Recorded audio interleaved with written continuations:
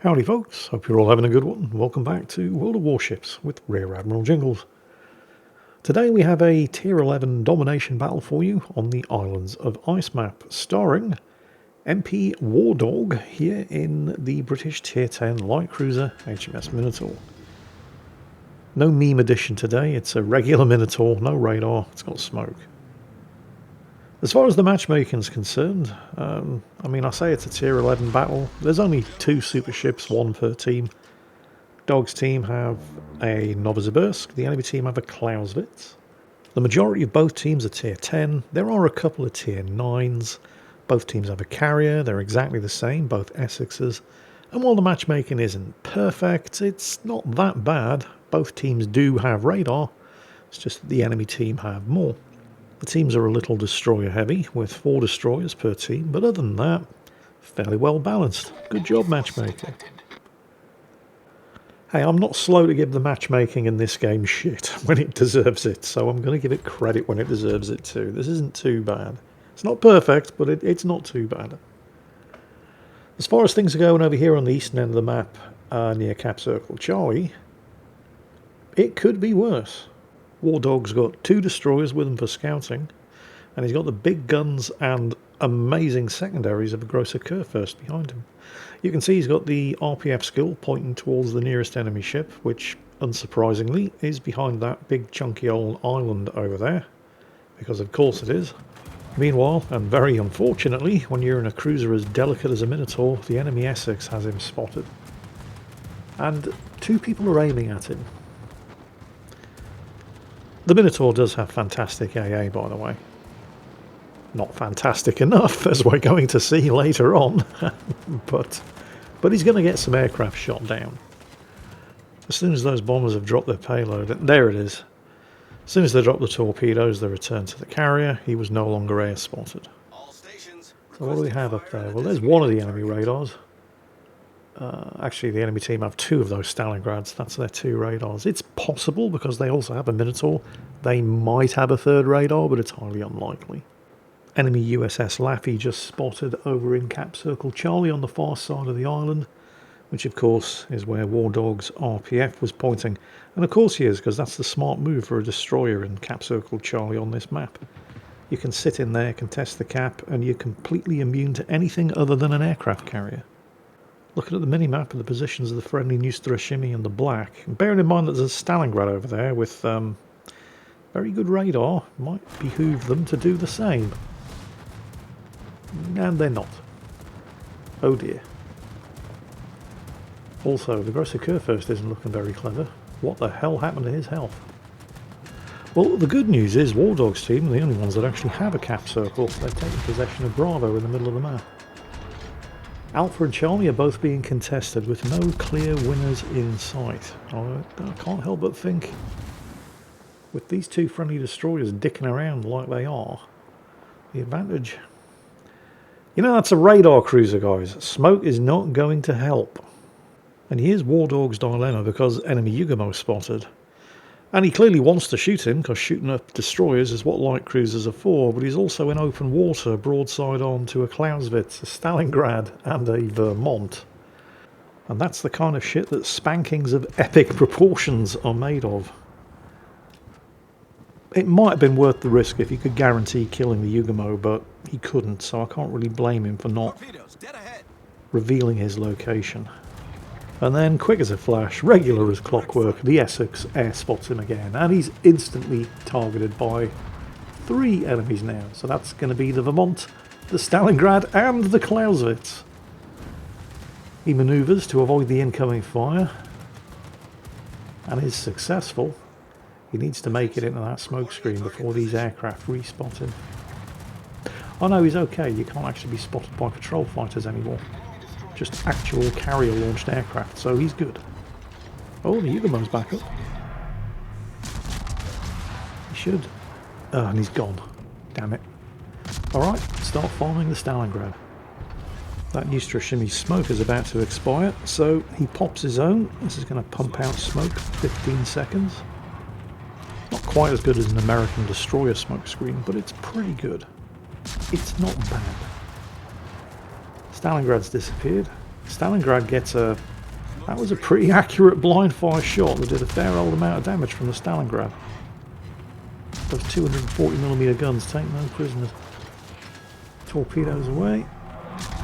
I don't think he's really actually aiming at anything, but there's a gap there. He's got nothing else to do with them for the moment, and these torpedoes are pretty nice. 10km range, decent damage, and you can launch 8 of them per side, so why the hell not? You know, things are actually going pretty well. They're still no closer to taking this cap circle. It's still contested, but they're still the only team that actually control the cap, the central cap at Bravo. They've nailed 3 of the 4 enemy destroyers, and all it's cost them is a Montana. They're nearly 250 points ahead. The scores are reversed because of course they are. there's no profit in fixing the replay system. If they could sell you a working replay system, the score bug would be fixed by the middle of next week, but, well, yeah. So, the enemy team are starting to pull it back a little.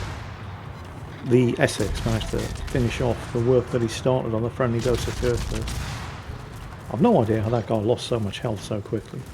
And the Essex isn't finished, he's got 1 strike element left, and as we all know, smoke screens are torpedo magnets, and honestly, that's a pretty good use of his last flight of torpedo bombers. He knows there's something in the smoke screen, and I think he's going to hit the Neustra shimmy, although probably not sink it. And it forced War Dog to evacuate that smoke screen and momentarily got him spotted.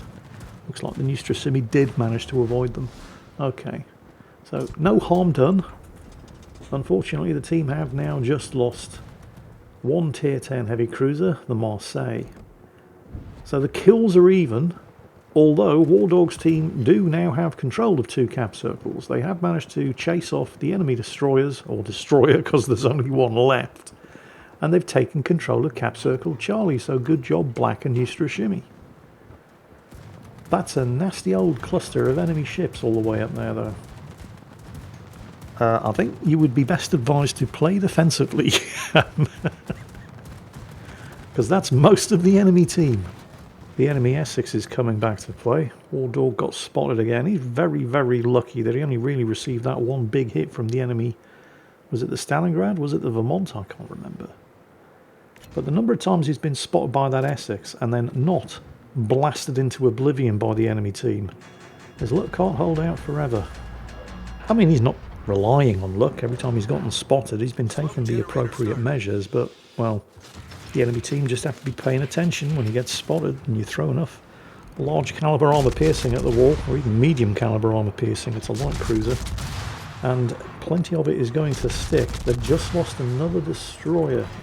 Not great. I mean, they're still ahead by nearly 200 points. I'm not quite sure what the enemy team have been doing with their radar advantage, because I know there's a Stalingrad over here, but I've never seen any evidence that he's actually used his radar. And there's the last surviving enemy destroyer, the Laffy, and you just got spotted by a Minotaur. Oh, it's going to suck to be you. Oh, you lucky... No, speaking of which... What's going on here? Suddenly they're 2 kills behind.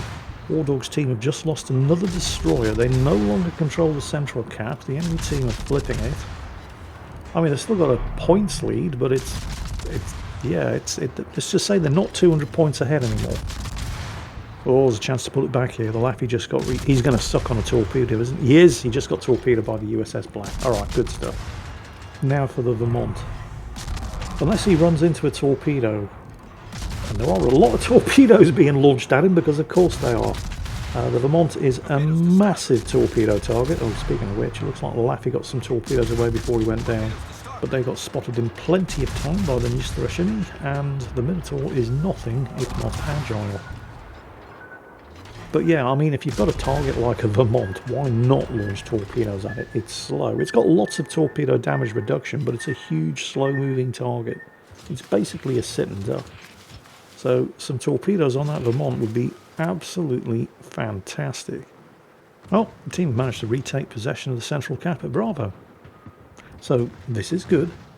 And the friendly Hildebrand just managed to nail 1 of the 2 enemy Stalingrads. So that's also very good. The enemy team now down 1 radar. Unfortunately, that Essex on the enemy team is really doing some good work. He finished off the Hildebrand. That Vermont over there is proving to be surprisingly uncooperative when it comes to getting himself torpedoed. I suspect he's probably being covered by hydro from the Clausewitz. The Clausewitz, of course, has fantastic hydro. Oh, there's one! No flood, unfortunately. He's got the destroyer smokescreen in front of him, so he's risking it for a biscuit. Pummeling him with some 6-inch armour piercing. Clearly the Vermont isn't shooting at anything because he's just gone undetected. Although that might have more to do with the Vermont's horrific 40-second reload than anything else. Switching targets to the Clausewitz. Here comes the Essex. Yes, he's air spotted again. Ooh. If the Vermont suddenly appears, that's because he's shooting at somebody. No prizes for guessing who. Time to do the hippy hippy shake and dodge that incoming fire. Come on. You've got this. You need to finish him. I mean, both of the destroyers are unloading on him as well. He did manage to get another torpedo and force the Vermont's damage control, and there it is. The Vermont is down. Now for the Clausewitz. And they really do actually need this kill because they do still have a points lead, but despite the kill on the Vermont, they are still 1 kill behind, and they now only have the 1 cap circle. But it looks like if they can just take care of the Clausewitz before he nails a destroyer, yes, good stuff. Taken down by the black. Oh, I don't know if you caught that in chat. Somebody on the enemy team being a bit passive-aggressive towards the enemy Vermont for not loading armour piercing. And I can understand why he would have had high explosive loaded, given that he had 2 enemy destroyers right in front of him, so, you know, fair's fair. Okay, situation. We have a nearly 250 point lead. The kills are even. Here comes that carrier again. But the enemy team do have the cap circles at Alpha and Bravo. We've managed to hold on to the cap circle at Charlie, but with 8.5 minutes of the battle left, the friendly Vermont miles away from anybody, being focused down on about 10% health and probably about to die very soon. The Neustrashimmi's doing okay, but the friendly USS Black is on low enough health that it will basically explode if anybody so much as looks at it, which is all a long and fancy way of saying the team just don't have the strength to retake that cap circle at Bravo. Which means we need some kills, or the enemy team are going to win on points. And that's when we get our plot twist. Hang on a minute. That's a radar Minotaur. Nobody expects a radar Minotaur. So the enemy team actually had 3 radars. Oh well, and there I was giving the matchmaker credit. Well, we know that he has radar, so he doesn't have smoke. So he is now committed to this fight, which seems a little foolish. And then I realised he only committed to this fight because he didn't know War Dog was here. He thought he was taking on a Neustrashimmi, and he's gotten the Neustrashimmi, which is terrible news. And even though the enemy Minotaur is almost certainly going to lose this fight, even though War Dog and the enemy are nosing in to ensure that they don't chew on each other's torpedoes, he has also managed to take out the USS Black and done a substantial amount of damage to War Dog. So I'm going to say that was worth it. He is now, of course, dead in the water on very low health, praying for his heal to happen before that Willem de Eerste over there finishes off what the enemy Minotaur started. He's managed to get the smoke away, so that's really, really good news. But, of course, as we all know, smoke screens are torpedo magnets, and here comes the Essex. Fortunately, the British light cruisers, and the Minotaur is a perfect example, do have fantastic acceleration, which does make them especially good at dodging torpedoes, even from a standing start. Of course, you can't dodge them all. I mean, it's not impossible, it's just extremely unlikely. Especially when, despite the fact that you've got some of the strongest AA at tier 10, and you are shooting down aircraft left, right and centre, but for some reason, they still seem to manage to be able to get all 3 strikes away, because you're only actually shooting them down after they've dropped their torpedoes. This is, remember, what is described in the World of Warships wiki as a very powerful anti-aircraft suite. And they're not lying, because he is shooting aircraft down. He's just not shooting any of them down until after they've dropped their torpedoes, so functionally useless. Oh, there's the consolation prize, the AA Defence Expert Award. That's the Make People Feel Good About Having Useless AA award. Now, the Willem de Eerste over there could have finished this. because he started backing up, which was the wrong thing to do. If he'd gotten any closer, sure, he would have chewed on a couple of torpedoes, but he's going to chew on a couple of torpedoes anyway, and by getting closer, War Dog would have fallen victim to his smoke firing penalty, gotten spotted, and killed. And that would have basically ended this match. But he chose to zig when he should have chosen to zag. And with the enemy team at that point only 60 points behind, the death of the Willem de Eerste buys the team a little more breathing space. Now it is battleship and the carrier versus cruiser and carrier. Oh, clutch smoke there from the friendly Essex, by the way. Great teamwork. The only well, actually there's two problems. The biggest problem is that the battleship on the enemy team is a Shikishima. And that thing has seriously big guns, and it will end a light cruiser if you get spotted. So he's going to be taking advantage of the smoke curtain dropped by the friendly Essex when he gets himself a bit of payback against the enemy Essex. The other problem is that despite the kill on the Willem de Eerste, which did equalise the scores, as he ducks in behind the island there before that Shikishima can finish him, is that with the enemy team still in possession of two of the cap circles and zero possibility that they're going to take one of them back, killing that Willem de Eerste only really bought them a bit of breathing space. Because with 4 minutes of this battle remaining and a 1 cap advantage, the enemy team are going to win on points. As long as neither of them die, War Dog's team really need to get a kill. And unfortunately, War Dog, well, he's got 1 heal left, but he doesn't really have any healable damage that he can use it on, and the friendly Essex is on extremely low health. So, and I know I'm constantly saying this, but all the enemy team have to do is nothing, and they're going to win. War Dog's team are the ones that have to take chances, and they're the ones on low health. However, while it's easy to say all the enemy team have to do is nothing, it's significantly more difficult to get away with doing nothing when the other team have an aircraft carrier to keep you spotted. So whatever happens here isn't going to be determined by one team maintaining a cap advantage and running the timer down, because as you can see, with the friendly Essex managing to stay alive, that Shikishima is constantly being air spotted, allowing War Dog here to just farm him. And of course, War Dog's team have 2 smokes. Okay, he's got none left, he's just popped his last smoke, but let's not forget the Essex can also drop a smoke curtain.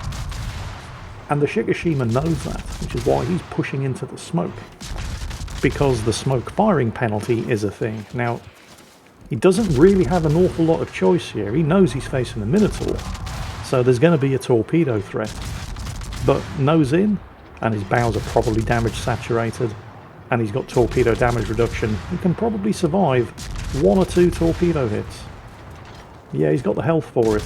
War Dog cannot survive 1 or 2 Shikishima hits. And at the rate that the Shikishima over there is closing the distance, if War Dog isn't careful and he keeps shooting, he's going to fall victim to his smoke firing penalty, despite the Essex once again covering him with that smoke curtain. So he has to stop shooting, and he has to get the hell out of there. And the Shikishima has dodged his torpedoes. Now he's got torpedo launchers on the other side, and that's honestly his best chance. But both teams are now at 960 points, 40 points away from winning, and the enemy team have the cap advantage. And that's when the friendly Essex clutches it with a burning kill on the enemy carrier. He actually managed to set an aircraft carrier on fire and have it tick for long enough to beat the automatic damage control. What a way to end it. I mean, you know, carrier kills are the best kills, but burning a carrier to death is unheard of. So, what can I say? Some amazing teamwork there between War Dog in the Minotaur and... I can't pronounce that. We're going to call him Dave. Dave in the friendly Essex. Just a couple of points short of 3,300 base experience there for War Dog and the Minotaur. Almost equally well done for the friendly Essex with 2,500. Commiserations to the friendly Minotaur, who actually got himself 5 kills, a Kraken Unleashed, nailing all of the destroyers there and getting 2,500 base experience on a defeat. Man, that's going to sting. Hopefully that enemy Minotaur has a good sense of humour, because as I am often quoted as saying, if you can't take a joke, you shouldn't be playing World of Warships. And on that note, that is it for today. I hope you enjoyed it, and as always, take care, and I'll catch you next time.